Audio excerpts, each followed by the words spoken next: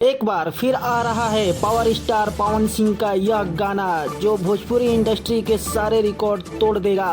जैसे कि आप सबको पता है कि पिछला गाना ले लो पुदीना आते ही कैसे सोशल मीडिया पे वायरल हो गया था और जिसने भोजपुरी के सारे रिकॉर्ड तोड़ दिए थे।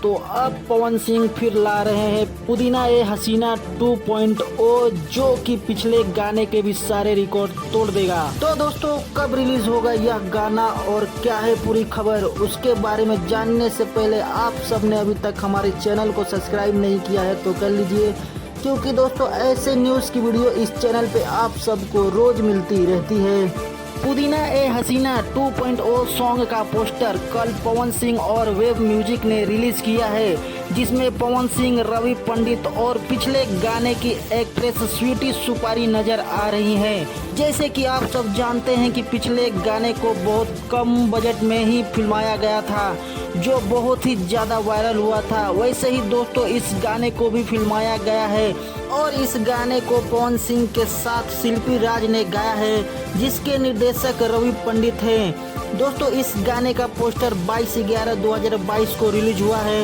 और दोस्तों इस गाने को माने तो 25 तारीख को वेब म्यूजिक पर रिलीज किया जाएगा। तो दोस्तों वीडियो अच्छी लगी तो वीडियो को लाइक करें। चलिए दोस्तों मिलते हैं अब अगली वीडियो में, तब तक के लिए बाय।